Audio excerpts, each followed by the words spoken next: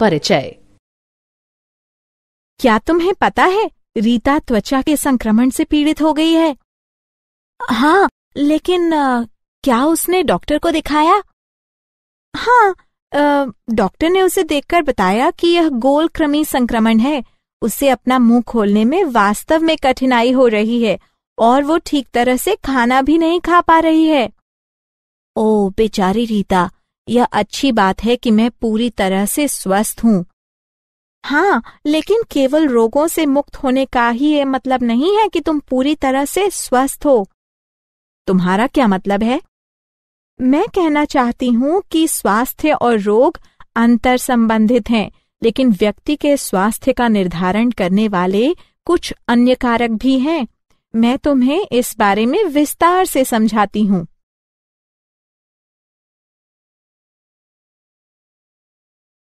उद्देश्य। इस पाठ के अंत में आप निम्न करने में सक्षम हो जाएंगे: स्वास्थ्य एवं रोग की अवधारणा को समझना, मनुष्यों में सामान्य रोगों की पहचान करना।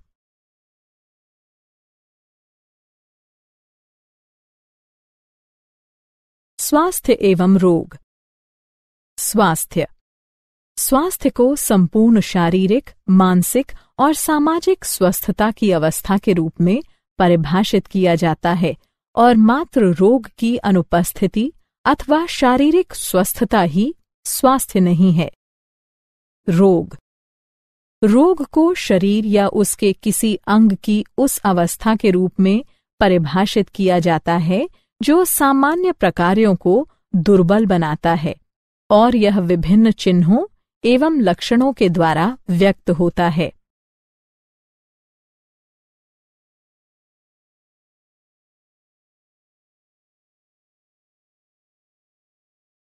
स्वास्थ्य को प्रभावित करने वाले कारक। स्वास्थ्य को प्रभावित करने वाले कारकों को व्यापक रूप से निम्नानुसार समूहित कर सकते हैं। आनुवंशिक विकार। वे अपर्याप्तताएं होती हैं जिसके साथ बच्चा जन्म लेता है। वे अपर्याप्तताएं या विकार जिन्हें बच्चा अपने माता पिता से वंशानुगत रूप से प्राप्त करता है। संक्रमण। जीवाणु, वायरल, प्रोटोजोअल, फंगल अथवा अन्य प्रकार के संक्रमण हो सकते हैं। जीवन शैली। भोजन और जल अंतर्ग्रहण, व्यायाम और विश्राम पैटर्न, अन्य अर्जित आदतें। अच्छा स्वास्थ्य बनाए रखने के लिए अनिवार्य कारक।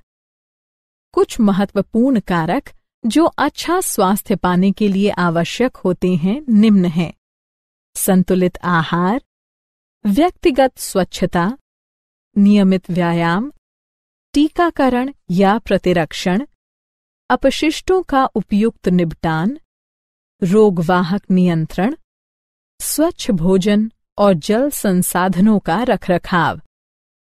रोगों का वर्गीकरण। रोग को व्यापक रूप में निम्नानुसार वर्गीकृत किया जा सकता है। संक्रामक रोग। वे रोग जो एक व्यक्ति से दूसरे में आसानी से संचारित हो जाते हैं संक्रामक रोग कहलाते हैं। उदाहरण: एड्स। असंक्रामक रोग। असंक्रामक रोग वे रोग होते हैं जो एक रोगजनक के कारण नहीं होते हैं और न ही एक व्यक्ति से दूसरे व्यक्ति को हो सकते हैं। उदाहरण: कैंसर।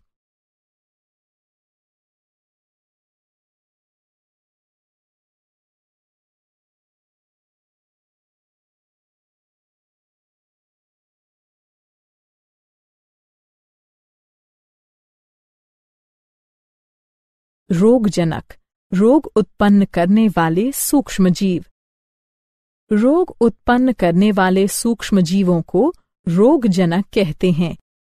उदाहरण के लिए: जीवाणु, विषाणु, कवक, प्रोटोजोआ, कृमि इत्यादि। रोगजनक पोषी में प्रवेश करते हैं, स्वयं को पोषी के शरीर के अनुसार अनुकूलित करते हैं, बहुगुणित होते हैं तथा सामान्य जीवन हेतु अनिवार्य गतिविधियों में व्यवधान उत्पन्न करते हुए आकार की तथा प्रकार्यात्मक क्षति पहुंचाते हैं। सामान्य मानव रोग। कुछ अत्यंत सामान्य मानव रोग इस प्रकार हैं: टाइफॉइड, न्यूमोनिया, सामान्य जुकाम, मलेरिया, अमीबता, एस्केरियासिस, श्लीपद, दाद संक्रमण।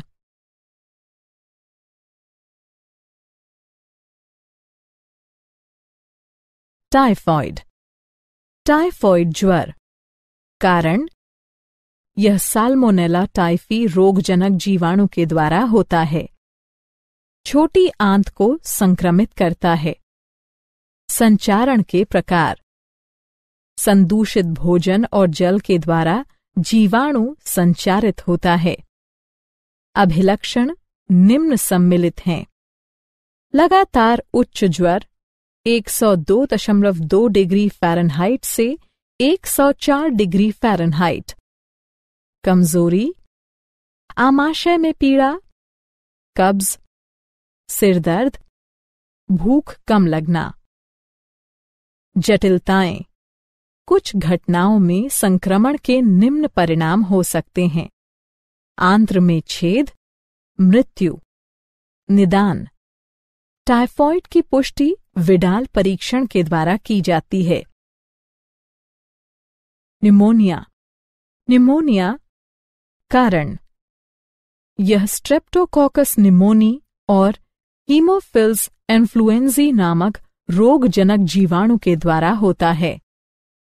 संचारण का स्वरूप: जीवाणु निम्न प्रकार से संचारित होते हैं: किसी संक्रमित व्यक्ति द्वारा छोड़े गए बिंदु को ड्रॉपलेट्स या एरोसोल सांस द्वारा अंदर लेने से, संक्रमित व्यक्ति के बर्तन इस्तेमाल करने से।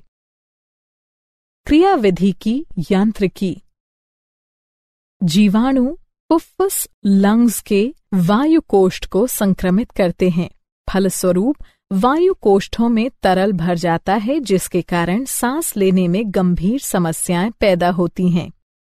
लक्षण निम्न शामिल हैं: ज्वर, कंपकंपी, सिरदर्द, खांसी, होंठ और हाथ की उंगलियों के नाखूनों का रंग धूसर से लेकर नीला तक हो जाना।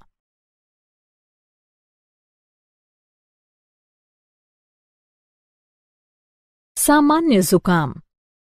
कारण: यह नासा विषाणुओं यानी राइनोवायरस के द्वारा होता है।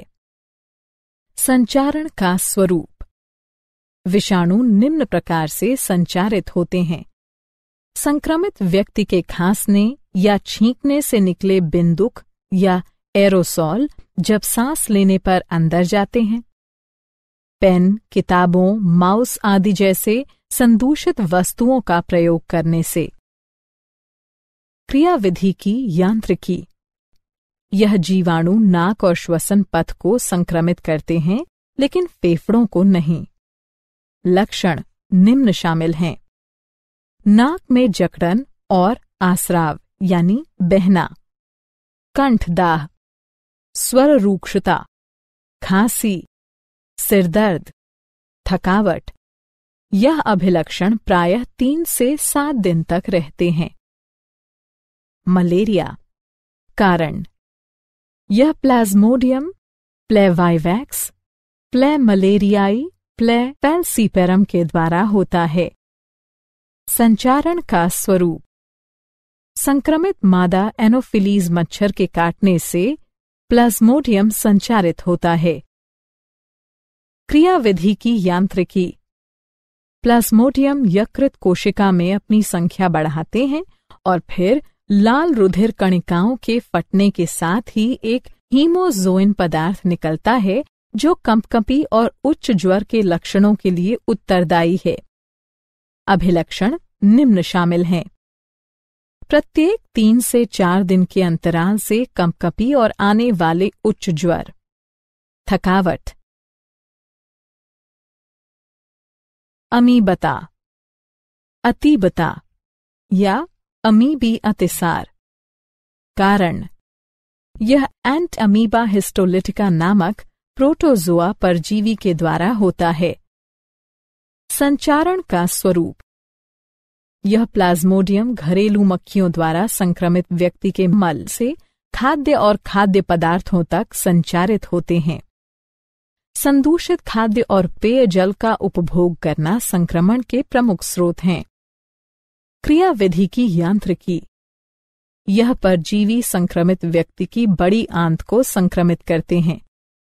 अभिलक्षण निम्न शामिल हैं: कोष्ठबद्धता, कब्ज, उदरीय पीड़ा और ऐंठन, श्लेष्मा और रक्त के थक्के वाला मल। एस्केरिस्ता कारण यह गोल कृमि एस्कारिस के द्वारा होता है। संचारण का स्वरूप यह परजीवी संदूषित जल, सब्जियों, फलों आदि के द्वारा संचारित होता है। क्रियाविधि की यांत्रिकी यह परजीवी संक्रमित व्यक्ति की आंत को संक्रमित करता है। अभिलक्षण निम्न शामिल हैं: आंतरिक रक्तस्राव, पेशीय पीड़ा, ज्वर, रक्ताल्पता, आंत्र का अवरोध। शलीपद या फाइलेरिया कारण यह फाइलेरियाई कृमि वुचेरेरिया वू बैंक्रॉफ्टाई और वू मेलाई के द्वारा होता है। संचारण का स्वरूप यह परजीवी रोगवाहक मादा मच्छर के काटने से संचारित होता है। क्रियाविधि की यांत्रिक रचना यह परजीवी अधोपाद की लसीका वाहिकाओं और जनन अंगों में धीरे धीरे विकसित होता है। अभिलक्षण निम्न शामिल हैं: स्थायी सूजन के परिणाम स्वरूप पैरों का हाथी के पैरों के समान मोटा हो जाना, जनन अंगों का विकृत हो जाना, दाद संक्रमण। कारण यह माइक्रोस्पोरम ट्राइकोफाइटॉन और एपिडर्मोफाइटॉन नामक कवकों के द्वारा होता है। संचारण का स्वरूप यह कवक निम्न द्वारा संचारित होते हैं: मिट्टी, संक्रमित व्यक्तियों के तौलिए, कंघे, कपड़े के द्वारा।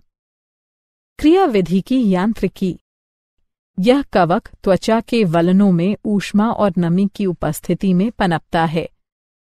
अभिलक्षण निम्न शामिल हैं: त्वचा, नाखूनों और शिरोवल्क पर सूखी शल्की विषक्तियां। इन विषक्तियों के चारों ओर तेज खुजली होना।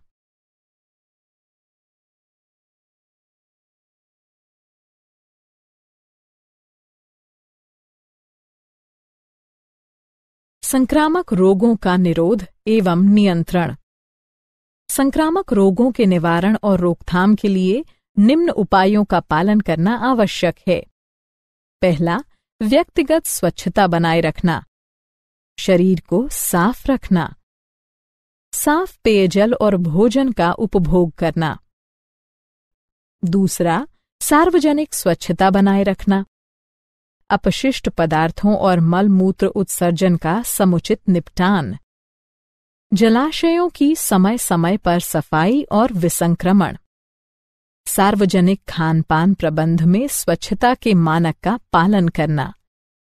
तीसरा, संक्रमित व्यक्तियों और उनके सामान के निकट संपर्क में आने से बचना। संक्रामक रोगों का निरोध एवं नियंत्रण।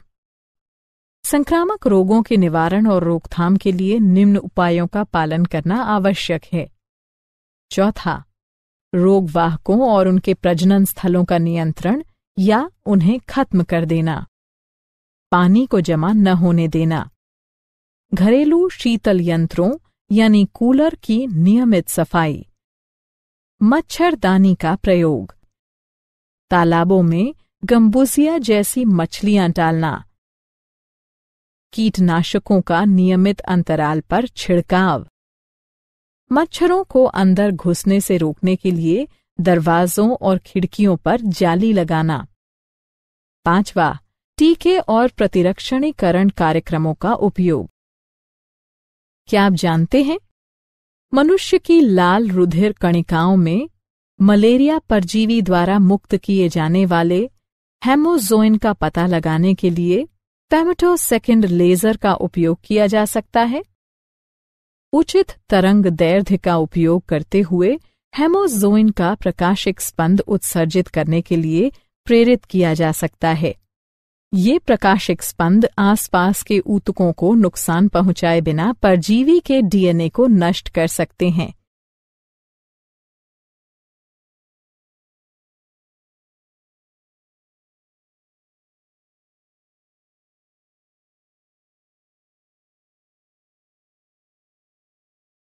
सारांश। आइए हमने जो कुछ सीखा है उसे संक्षेप में दोहराएं। स्वास्थ्य संपूर्ण शारीरिक, मानसिक और सामाजिक स्वस्थता की अवस्था है और मात्र रोग की अनुपस्थिति अथवा शारीरिक स्वस्थता ही स्वास्थ्य नहीं है। मनुष्यों को कष्ट पहुंचाने वाले सबसे सामान्य रोगों में टाइफॉइड, निमोनिया, मलेरिया, सामान्य जुकाम आदि शामिल हैं। इन बीमारियों की रोकथाम के निवारक और उपचारक उपाय निम्न हैं। व्यक्तिगत और जन स्वच्छता बनाए रखना, संक्रमित व्यक्तियों और उनके सामान के निकट संपर्क में आने से बचना, रोगवाहकों और उनके प्रजनन स्थलों का नियंत्रण, टीके और प्रतिरक्षणीकरण कार्यक्रमों के उपयोग।